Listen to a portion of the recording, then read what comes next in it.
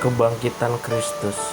Dan sekarang saudara-saudara, aku mau mengingatkan kamu kepada Injil yang aku beritakan kepadamu dan yang kamu terima dan yang di dalamnya kamu teguh berdiri. Oleh Injil itu kamu diselamatkan, asal kamu teguh berpegang kepadanya, seperti yang telah kuberitakan kepadamu, kecuali kalau kamu telah sia-sia saja menjadi percaya. Sebab yang sangat penting telah kusampaikan kepadamu, yaitu apa yang telah kuterima sendiri, ialah bahwa Kristus telah mati karena dosa-dosa kita, sesuai dengan kitab suci, bahwa ia telah dikuburkan dan bahwa ia telah bangkit pada hari ketiga, sesuai dengan kitab suci, bahwa ia telah menampakkan diri kepada Kefas dan kemudian kepada ke-12 muridnya.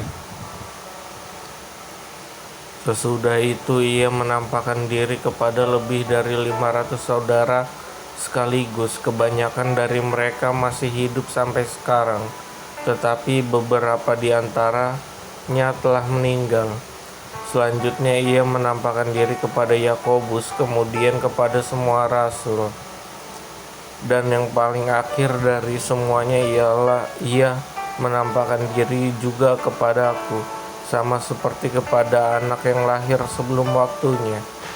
Karena aku adalah yang paling hina dari semua rasul, bahkan tidak layak disebut rasul, sebab aku telah menganiaya jemaat Allah.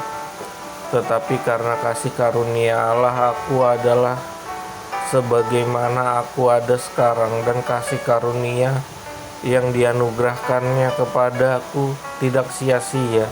Sebaliknya, aku telah bekerja lebih keras daripada mereka semua. Tetapi bukannya aku, melainkan kasih karunia Allah yang menyertai aku. Sebab itu, baik aku maupun mereka, demikianlah kami mengajar dan demikianlah kamu menjadi percaya kebangkitan kita. Jadi bila mana kami memberitakan bahwa Kristus dibangkitkan dari antara orang mati, bagaimana mungkin ada di antara kamu yang mengatakan bahwa tidak ada kebangkitan orang mati? Kalau tidak ada kebangkitan orang mati, maka Kristus juga tidak dibangkitkan. Tetapi andai kata Kristus tidak dibangkitkan, maka sia-sialah pemberitaan kami dan sia-sialah juga kepercayaan kamu. Lebih daripada itu, kami ternyata berdusta terhadap Allah, karena tentang Dia kami katakan bahwa Ia telah membangkitkan Kristus, padahal Ia tidak membangkitkannya. Kalau andai kata benar bahwa orang mati tidak dibangkitkan, sebab jika benar orang mati tidak dibangkitkan, maka Kristus juga tidak dibangkitkan. Dan jika Kristus tidak dibangkitkan, maka sia-sia kepercayaan kamu dan kamu masih hidup dalam dosamu. Demikianlah binasa juga orang-orang yang mati dalam Kristus. Jikalau kita hanya dalam hidup ini saja menaruh pengharapan pada Kristus, maka kita adalah orang-orang yang paling malang dari segala manusia.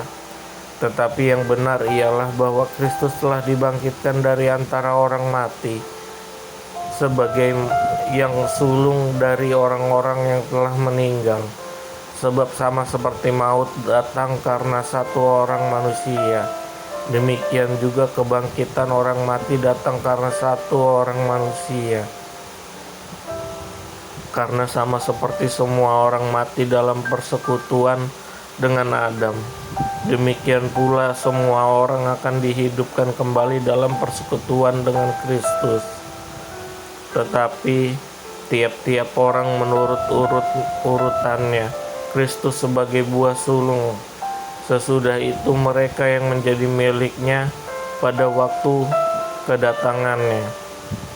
Kemudian tiba kesudahannya, yaitu bila mana Ia menyerahkan kerajaan kepada Allah Bapa, sesudah Ia membinasakan segala pemerintahan, kekuasaan, dan kekuatan mereka, karena Ia harus memegang pemerintahan sebagai raja sampai Allah meletakkan semua musuh-musuhnya di bawah kakinya. Musuh yang terakhir yang dibinasakan ialah maut, sebab segala sesuatu telah ditaklukkannya di bawah kakinya. Tetapi kalau dikatakan bahwa segala sesuatu telah ditaklukkan, maka teranglah bahwa Ia sendiri yang telah melakukan segala sesuatu di bawah kaki Kristus. Itu tidak termasuk di dalamnya.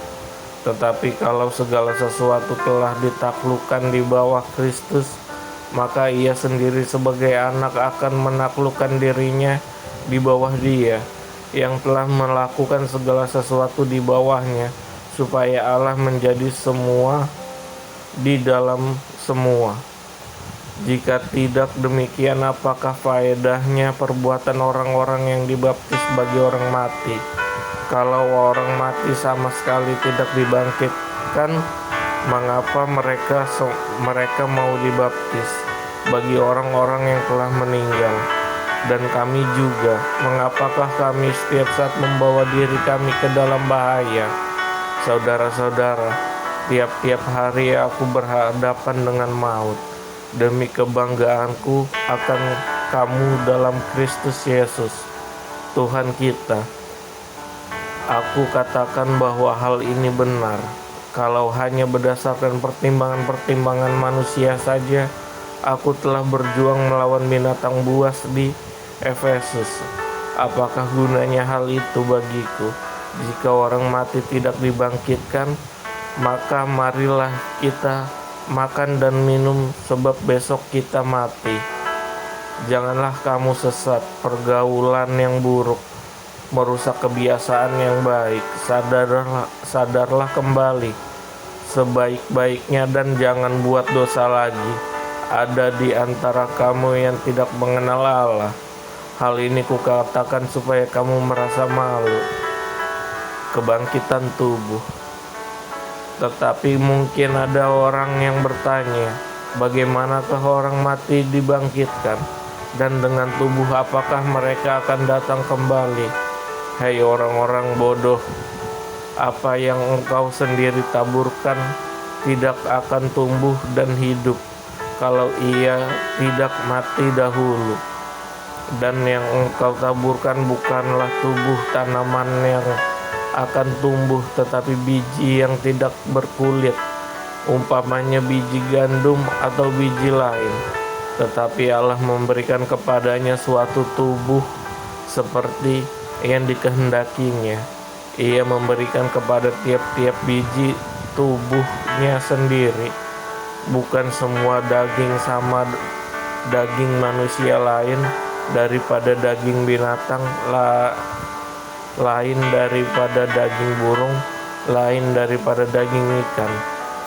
Ada tubuh sorgawi dan ada tubuh duniawi, tetapi kemuliaan tubuh sorgawi lain daripada kemuliaan tubuh duniawi.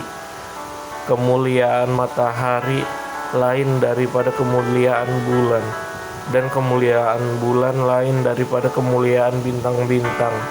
Dan kemuliaan bintang-bintang yang satu berbeda dengan kemuliaan bintang yang lain. Demikianlah pula halnya dengan kebangkitan orang mati.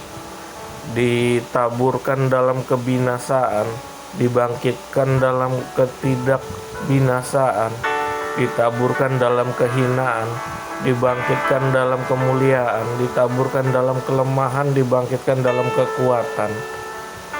Yang ditaburkan adalah tubuh alamiah, yang dibangkitkan adalah tubuh rohaniah. Jika ada tubuh alamiah, maka ada pula tubuh rohaniah. Seperti ada tertulis, manusia pertama Adam menjadi makhluk yang hidup, tetapi Adam yang akhir menjadi roh yang menghidupkan. Tetapi yang mula-mula datang bukanlah yang rohaniah, tetapi yang alamiah. Kemudian barulah datang yang rohaniah. Manusia pertama berasal dari debu tanah dan bersifat jasmani. Manusia kedua berasal dari sorga. Makhluk-makhluk alamiah sama dengan Dia yang berasal dari debu, tanah, dan makhluk-makhluk sorgawi sama dengan Dia yang berasal dari sorga. Sama seperti kita telah memakai rupa dari yang alamiah, demikian pula kita akan memakai rupa dari yang surgawi. Saudara-saudara, inilah yang hendak kukatakan kepadamu, yaitu bahwa daging dan darah tidak dapat bagian dalam kerajaan Allah, dan bahwa yang binasa tidak mendapat bagian dalam apa yang tidak binasa. Sesungguhnya aku menyatakan kepadamu suatu rahasia. Kita tidak akan mati semuanya, tetapi kita semuanya akan diubah dalam sekejap mata pada waktu bunyi nafiri yang terakhir. Sebab nafiri akan berbunyi dan orang-orang mati akan dibangkitkan dalam keadaan yang tidak dapat binasa, dan kita semua akan diubah. Karena yang dapat binasa ini harus mengenakan yang tidak dapat binasa, dan yang dapat mati ini harus mengenakan yang tidak dapat mati.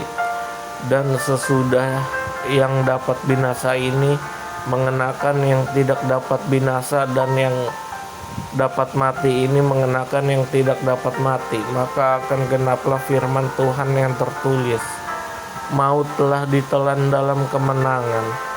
Hai maut, di manakah kemenanganmu? Hai maut, di manakah sengatmu?